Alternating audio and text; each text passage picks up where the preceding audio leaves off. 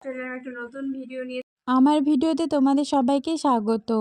আজকে হচ্ছে আমার দাদাইয়ের একাদিষ্ট শ্রাদ্ধ। এদিকে তো 1টা বাজে, তবুও কি ঠান্ডা। তাই মা বলল যে আগুন ধরা, সবাই মিলে আগুন তাপাবো। এদিকে আমি আগুন ধরাচ্ছি, আর এদিকে দেশলাইয়েরও মাত্র 4টা কাঠি ছিল, জানি না ধরবে কি না। তো প্রথম কাঠিটা ধরালাম যখন, আমার ভাগনা ফু দিয়ে নিভিয়ে দিল আর বলল দেখ কেমন লাগে। তারপরে কাঠিটা ধরালাম, তারপরে ও ফু দিয়ে নিভিয়ে দিল। তারপরে মা বলল অমন করিস না, আর কাঠি নেই, তারপরে ধরে গেছে। আস্তে আস্তে আগুন ধরে গেল।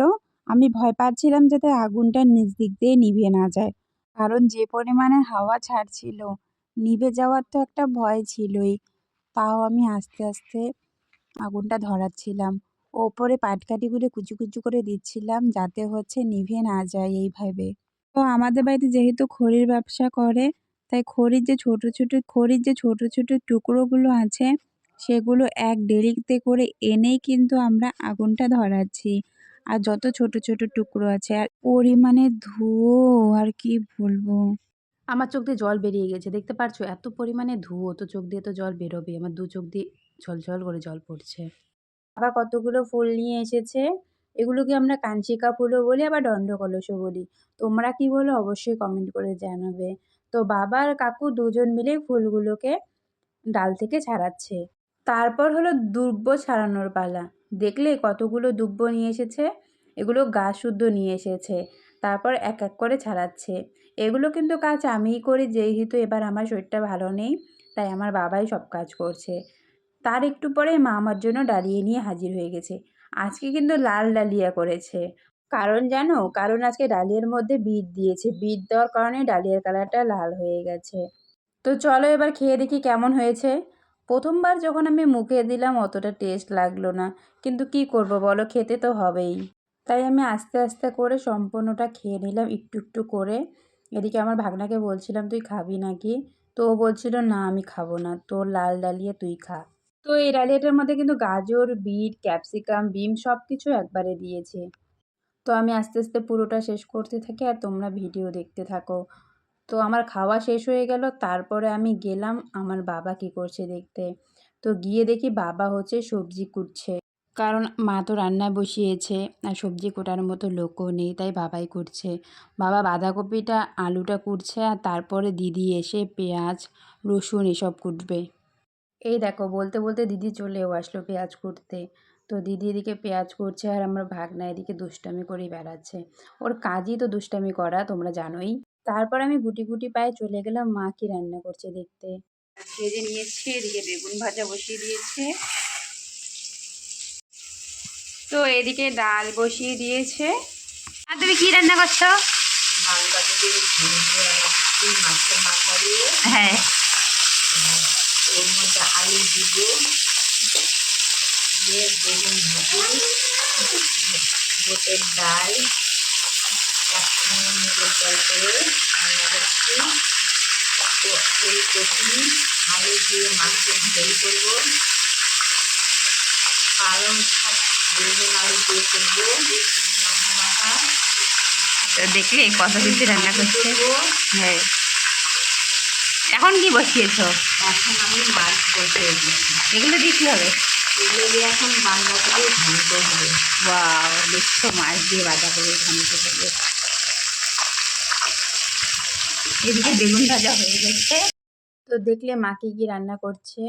তো মা রান্না করতে করতে এদিকে শ্রাদ্ধের কাজ শুরু হয়ে গেছে। আর এদিকে পুরোহিত জেঠু বসে বসে চা খাচ্ছিল। তো ওদের চা খাওয়া শেষ হতে আমার বাবা কাজে বসে পড়েছে, যেহেতু 12:30 বেজে গেছে, অনেকটাই দেরি হয়ে গেছে। আর আমার দাদার কাজ তো নবমীতে করতে হয়, তাই আর নবমী তো 3টার দিকে ছেড়েই দেবে, তাই তাড়াতাড়ি করে কাজটা শেষ করছে। যতক্ষণ ধরে শ্রাদ্ধের কাজ চলছিল, ততক্ষণ ধরে কিন্তু আমি আগুনই তাপাচ্ছিলাম। আমার এতটা পরিমাণে ঠান্ডা লেগেছে বন্ধুরা, আর কি বলবো। আর মা তো ওদিকে রান্না করছে, আর দিদি আমার এদিকে সব কিছু গুছিয়ে দিচ্ছে। তো ঠাকুরদাদাই মারা গেছে তখন কিন্তু আমি অনেকটাই ছোট ছিলাম। আমার মাত্র 5 বছর ছিল। প্রায় 17 বছর কেটে গেল ঠাকুরদাদাই মারা গেছে। তো ঠাকুরদাদাই মারা যাওয়ার প্রত্যেক বছরে বছরে কিন্তু আমরা শ্রাদ্ধটা পালন করি। রাতে কিন্তু কীর্তনও দেওয়া হয়, কিন্তু এবার দেওয়া হয়নি। কারণ তোমরা তো জানোই কিছুদিন আগে আমার একটা বড় অপারেশন হয়ে গেছে। তো ওর জন্য একটু টানাপোড়েন চলছে। আমার অপারেশনে তো অনেকগুলো টাকাই চলে গেছে, তার জন্য আর এবারে কীর্তন দেওয়া হলো না।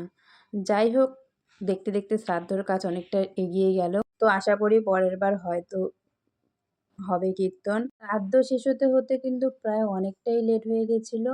প্রায় 1:30-2টা বেজে গেছিলো। এবার আমি যাবো মার কতদূর রান্না হয়েছে দেখতে। তো চলো দেখি মার কতদূর রান্না হয়েছে। এই ফাঁকে কিন্তু আমার চানও কমপ্লিট হয়ে গেছে। তোমরা দেখতেই পাচ্ছ যে আমার চান করা একদম কমপ্লিট। ও মা এখন চা খাচ্ছে। তুমি চা খাচ্ছ? তো আমার মা উপোস থাকলে যে কবার চা খাবে, তো মা দেখাচ্ছে কি কি রান্না করেছে।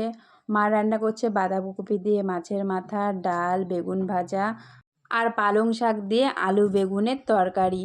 তো দেখতে দেখতে মার রান্না অনেকটাই হয়ে গেছে, শুধু মাছটা বাকি আছে। এগুলো কি বানাচ্ছ? ছানা করলাম এখন, তারপরে ছানা যেগুলো ছেঁকে নেব, নিয়ে পরে আবার পনির করবো। তো পনির বানাবে? হ্যাঁ, অল্প একটু পনির, তোর জন্য খালি শুধু একটু। আচ্ছা, ঠিক আধা আছে। কেজি 500 গ্রাম দুধ দিছি, 500 গ্রাম দুধ দিয়ে পনির হলো, এটুকু হয়ে যাবে। তো মা শুধু আমার তরকারিটা বাকি আর ভাত বাকি আর মাছের তরকারি বাকি। এদিকে শ্রাদ্ধ কমপ্লিট হয়ে গেল। তো আমি আস্তে আস্তে প্রণাম করে নিলাম একটু হেলে। তো আমি অনেকটা হাঁটাহাঁটি করেছি না, তাই শরীরটা ভালো লাগছে না দেখে এসে শুয়ে পড়েছি। তো শুয়ে থাকতে থাকতে দেখি মা আমার জন্য ভাত নিয়ে চলে এসেছে। ভাত, পনির আলুর তরকারি আর ডাল। তো মা আমাকে খাইয়ে দিচ্ছে বলে মা কিন্তু হাসছিল। আমাকে কিন্তু মা প্রত্যেক দিনই খাইয়ে দেয়, তাহলে আমি খেতে পারি, না হলে আমি খেতে পারি না। তো আস্তে আস্তে আমি খেতে থাকি। আর তোমরা কিন্তু ভিডিওটা কেউ স্কিপ করে যাবে না, তোমরা কন্টিনিউ দেখতে থাকো। তো দেখতে দেখতে রাত্রি হয়ে গেল। আমি সন্ধ্যার কিছু ক্লিপ তুলতে পারিনি, কারণ শরীরটা আমার ভালো লাগছিল না, মাথাটা প্রচণ্ড ব্যথা করছিল। তো তাই আমাকে দিদি একটু ঠান্ডা তেল দিয়ে দিয়েছিল। তো তেল দেওয়ার পর আমি শুয়ে পড়লাম, কারণ আমার প্রচণ্ড ঘুম পাচ্ছিল। যেহেতু আমার খাওয়াও তো কমপ্লিট হয়েই গেছে, তারপর আমি ঘুমিয়েছিলাম। আর মা এসে পরে আমাকে রাতে আবার ওষুধ দিয়ে গেছে।